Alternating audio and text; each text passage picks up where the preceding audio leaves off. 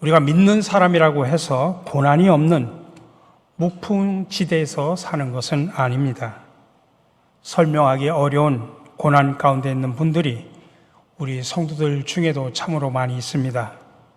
또 지금은 고난이 없어도 앞으로 무슨 일이 일어날지 알 수가 없습니다. 그러나 고난을 어떻게 다룰 것인가에 따라서 우리의 인생이 결정이 됩니다.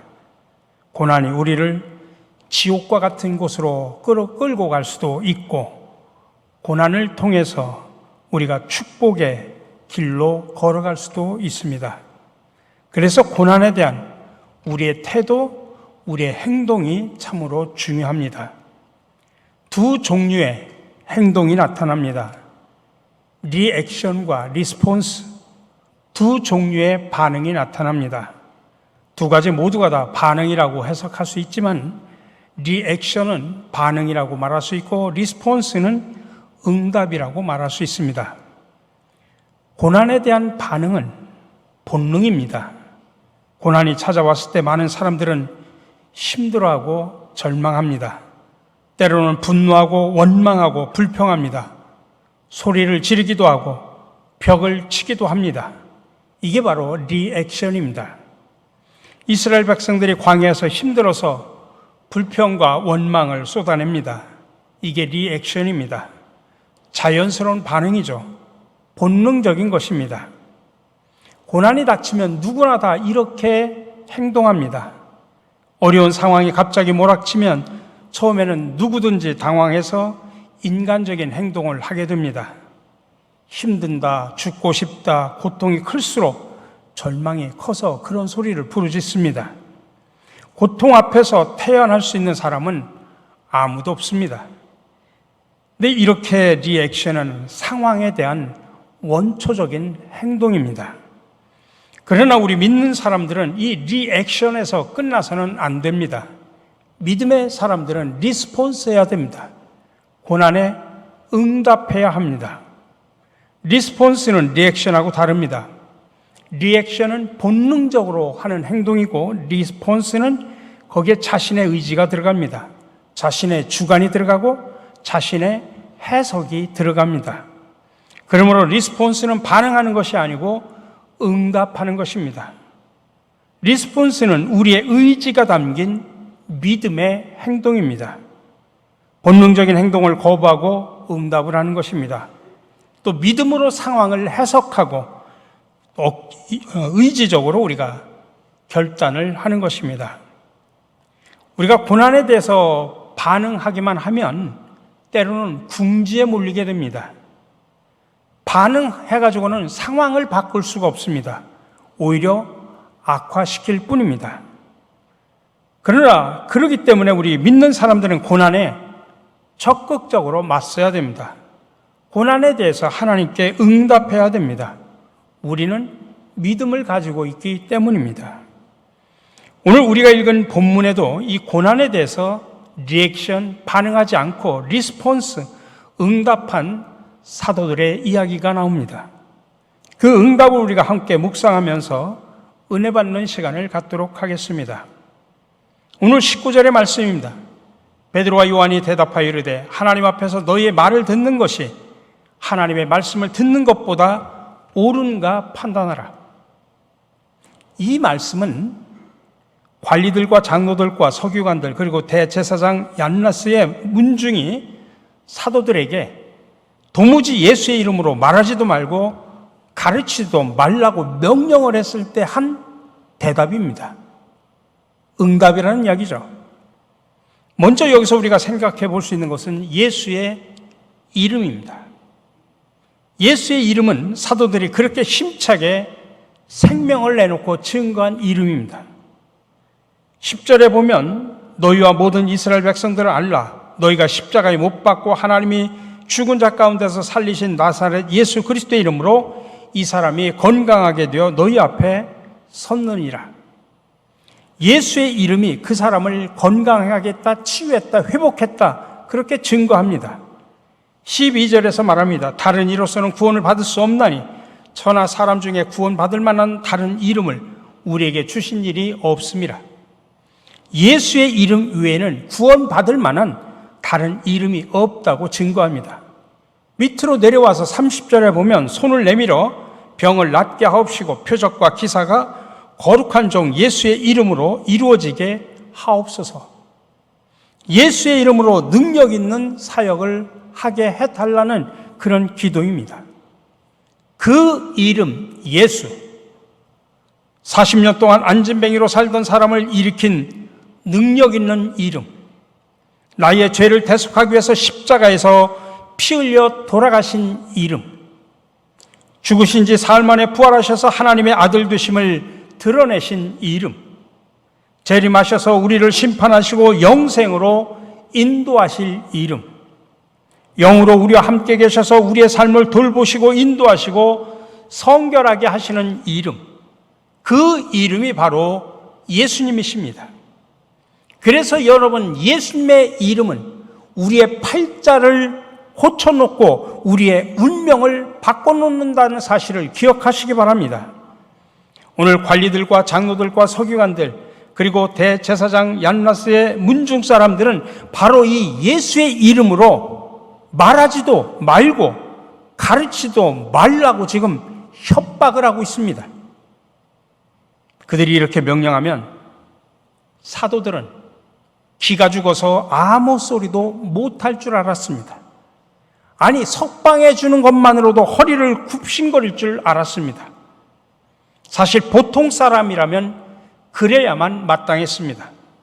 왜냐하면 그들 공회원들의 말 한마디에 죽고 사는 생사가 걸렸기 때문입니다. 아니, 그들의 스승인 예수님도 바로 이 공회원들의 결정으로 십자가에 돌아가셨습니다. 그러니 이 자리가 얼마나 무서운 자리입니까? 근데 예상은 빗나갔습니다. 제자들은 비굴한 변명도, 생명을 부지하고자 하는 가련한 하소연도, 살려줘서 고맙다는 감사의 말도 없었습니다. 오히려 그들은 이렇게 응답합니다. 하나님 앞에서 너희 말을 듣는 것이 하나님의 말씀을 듣는 것보다 옳은가 판단하라. 우리 사랑하는 성도 여러분, 누구의 말을 들을까요? 하나님의 말씀을 들을까요? 아니면 세상 사람들의 말을 들을까요? 여러분들 같으면 이 상황에서 누구의 말을 들었을 것 같습니까? 아니, 지금 여러분은 누구의 말을 들으면서 살아가고 계십니까? 하나님의 말씀을 듣는 것이 당연히 옳습니다.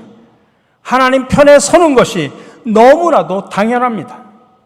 하나님 편에서 볼 때 사내들인 공의의 명령은 사실 아무것도 아닙니다. 우습고 가당치도 않은 것입니다.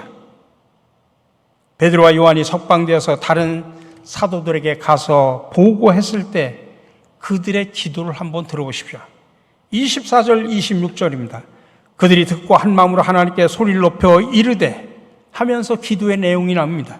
대주제여 천지와 바다와 그 가운데 만물을 지으시니여 어찌하여 열방이 분노하며 족속들이 허사를 경영하는고 세상의 군왕들이 나서며 관리들이 함께 모여 주와 그리스도를 대적하도다. 주님을 거슬려 세상의 왕들과 군주들이 작당을 하는데 우습지도 않다는 그런 이야기입니다. 여러분들도 이렇게 살아가시기를 바랍니다. 아니, 항상 하나님 편에 서시기 바랍니다. 나의 신분 때문에 또는 인간관계 때문에 경제적인 손익 때문에 자기의 고집 때문에 사람 편에 서지 마시고 하나님 편에 서시기 바랍니다. 초대교회 저스틴이라고 하는 그리스도인이 로마 재판장 앞에 끌려갔습니다. 어떤 우여에도 저스틴은 주님을 부인하지 않았습니다. 그러자 로마 재판관이 저스틴에게 물었습니다. 네가 정말 천국에 올라가 상급을 받을 것이라고 생각하느냐? 저스틴이 말합니다. 나는 그렇게 생각하는 것이 아니라 그것을 확실히 알고 또 그렇게 믿습니다. 여러분, 하나님 앞에서 너희의 말을 듣는 것이 하나님의 말씀을 듣는 것보다 옳은가 판단하라. 도대체 어디에서 이런 용기와 대담함이 나올까요? 아니 불과 몇 달 전만 해도 조그만 계집종에게 예수를 모른다고 3번씩이나 부인했던 베드로가 아닙니까? 스승이신 예수님이 로마 군병에게 잡혀가실 때 속옷까지 벗어던지면서 알몸으로 꽁무니를 빼던 제자 아니었습니까? 그런데 여기에 제자를 제자 되게 하고 교회를 교회 되게 하고 성도를 성도 되게 하는 본질적인 요소가 있습니다. 그것은 바로 성령 충만입니다. 성령 충만을 받아야만 그 진리에 생명을 걸 수가 있다 이 말씀입니다. 그래서 예수 그리스도의 제자들도 예루살렘을 떠나지 말고 약속된 성령을 받아야만 했던 것입니다. 사도행전 7장에 보면 초대교회 첫 번째 순교자인 스데반의 아름다운 순교의 장면이 나옵니다. 그의 얼굴은 햇빛처럼 빛났고 자신을 향해서 돌을 던지는 사람들을 향하여 이렇게 기도합니다. 주여 이 죄를 저들에게 돌리지 마옵소서. 원수를 위해서 기도한 다음에 그는 숨을 거두었습니다. 어떻게 이런 죽음을 맞이할 수 있었을까요? 그 해답이 사도행전 7장 55절에 나옵니다. 스데반이 성령 충만하여. 여러분, 스데반이 성령이 충만했기 때문에 이렇게 당당하게 부르짖고 당당하게 외치며 죽었다는 이야기입니다. 여러분, 성령 충만하심이 기독교인을 진실로 기독교인 되게 함을 믿으시기 바랍니다. 베드로와 요한이 이렇게 담대하게 대답할 수 있었던 것은 성령 충만함이 있었기 때문입니다. 그러므로 여러분, 성령을 환영하십시오. 성령을 인정해 드리십시오.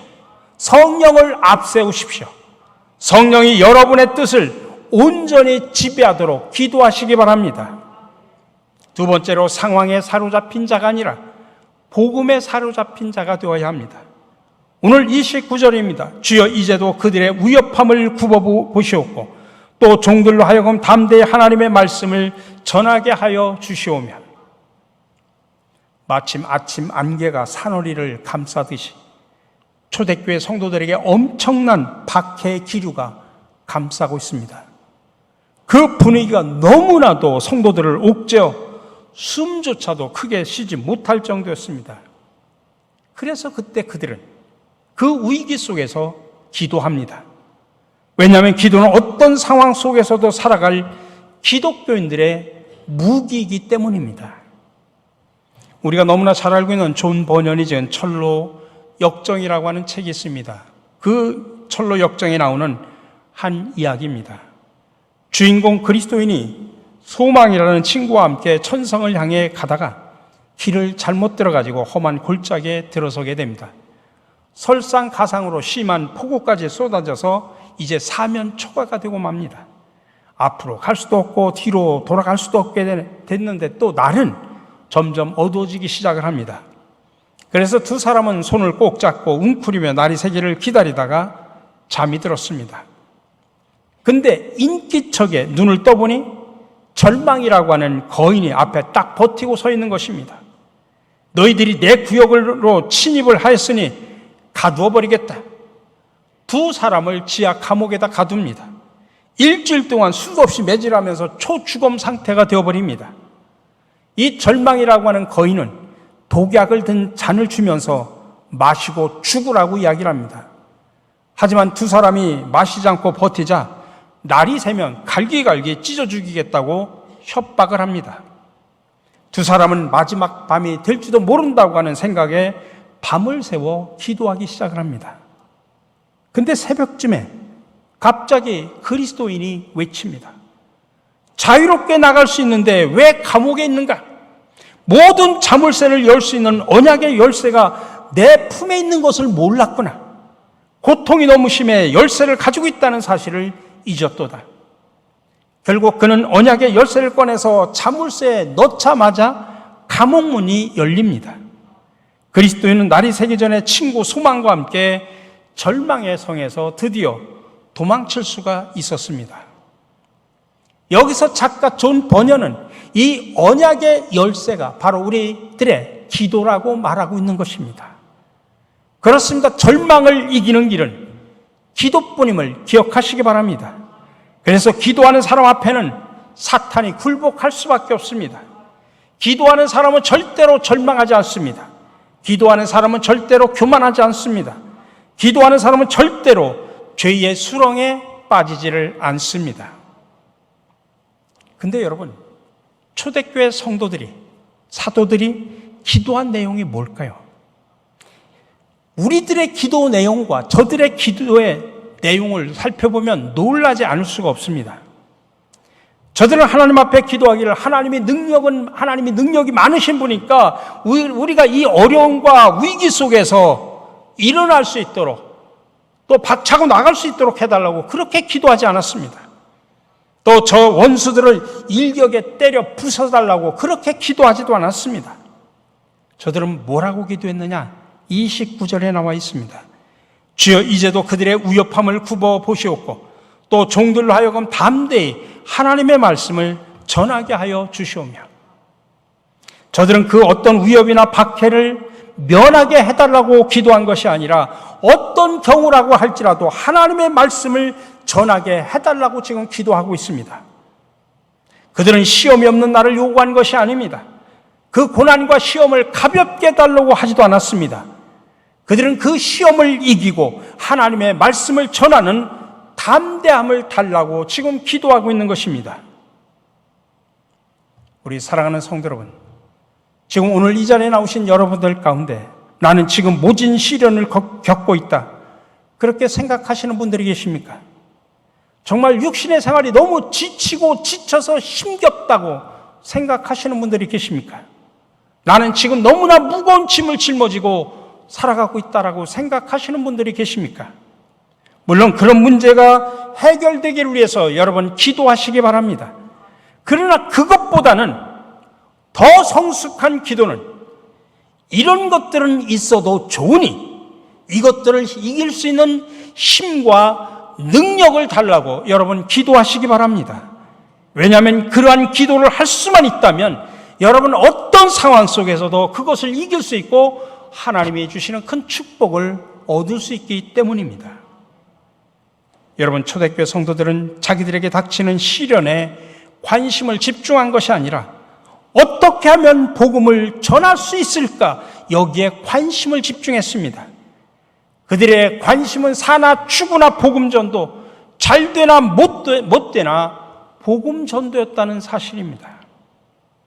우리 사랑하는 성도 여러분, 오늘 고난과 핍박 속에서 우리는 리액션이 아니라 리스폰스로 믿음의 응답을 하는 사도들처럼 저와 여러분들도 동일한 응답을 하면서 살아가시기를 간절히 바랍니다. 그리하여 오늘 사도들처럼 하나님 앞에서 너의 말을 듣는 것이 하나님의 말씀을 듣는 것보다 옳은가 판단하라, 이렇게 성령 충만함을 통해서 늘 하나님 편에 서시기를 간절히 바랍니다. 또 주여 이제도 그들의 위협함을 굽어보시고 또 종들로 하여금 담대히 하나님의 말씀을 전하게 하옵소서. 상황에 사로잡히는 자가 아니라 복음에 사로잡힌 자로 살아가시는 저와 여러분들이 되시기를 주님의 이름으로 간절히 축원합니다.